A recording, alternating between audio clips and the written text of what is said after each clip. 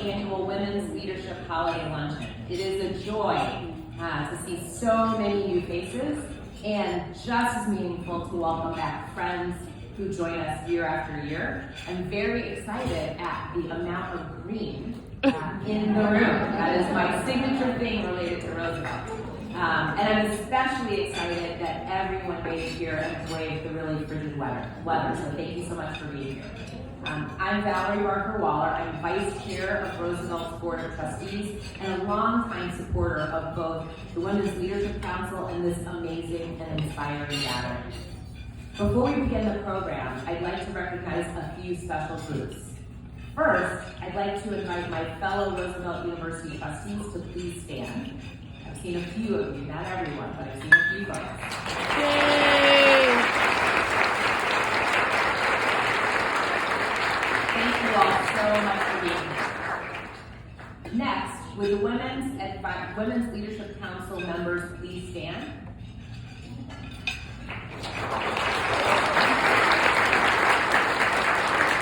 That is wonderful. Thank you all for all that you do to support Roosevelt's mission and the university community.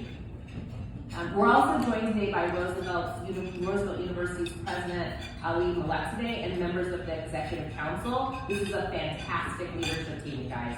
Will you all please stand?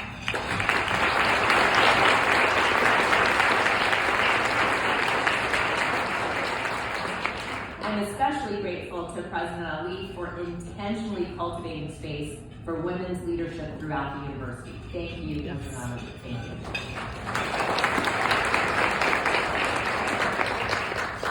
I would also like to extend a warm welcome to our returning corporate sponsors, Huntington Bank and Fuentes Palisano PC. Yay! Woo! Their continued partnership helps bring this wonderful celebration to life each year, so thank you so much. I'd also like to recognize our newest sponsor, Alumna Jane Stedman. Jane's generous support of today's event, along with her sustained commitment to advancing opportunities within underserved communities, has earned her the 2025 Alumna of Influence Award.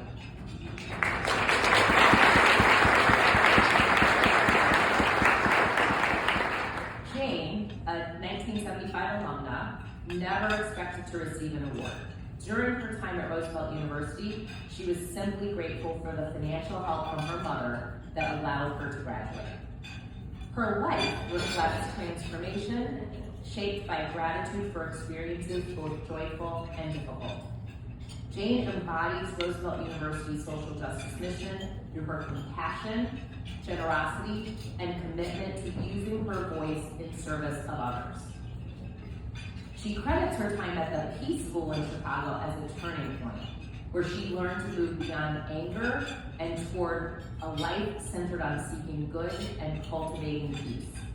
Gratitude, she says, has guided her journey towards openness, purpose, and connection. Jane has long used her voice for the good of others. In the early 1970s, she helped launch So's Your Old Lady, a small magazine through the Lesbian Resource Center in Minneapolis, amplifying lesbian voices when such visibility was rare and courageous. She worked with the Minnesota Women's Political Caucus and later co-founded Rising Moon, a 160-acre cooperative lesbian feminist farm in Aitkin County. As a women-only land trust without electricity or running water, Rising Moon became part of a national network of separatist lesbian feminist communities where women could live safely, independently, and in solidarity. It was guided by the credo, a place to learn who we were, to define ourselves rather than being defined by a male-dominant culture. Jane's activism has always been rooted in community. She contributed to the Greater Minnesota Two-Spirit and LGBTQIA+ History Map project. Her career as a tax accountant has long mirrored her philosophy of service, preparing tax returns for artists intimidated by legal requirements, supporting women in need, and more recently offering accounting services to a homeless shelter. Jane's philanthropic commitment to Roosevelt University reflects this same sense. She believes education should be accessible to all, especially those facing systemic barriers. She describes her giving not as charity, but as restorative justice, an intentional sharing of opportunities denied to generations, noting it's not out of guilt, it's out of a sense of justice.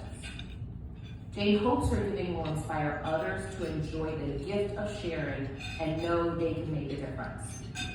Driven by the thought that when you have too many tomatoes or zucchini, it only makes sense to share them with others who haven't had the opportunity to grow a garden. Jane hopes her sharing will be contagious.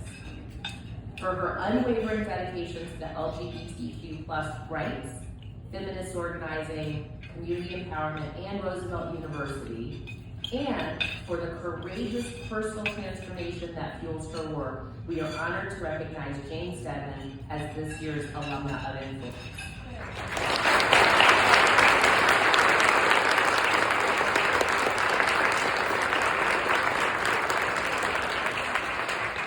Although Jane had hoped to be with us in person today, unfortunately she was not able to be here. So I would ask you to join me in another round of applause, congratulating Jane on this well-deserved honor and on her steadfast support of Roosevelt University.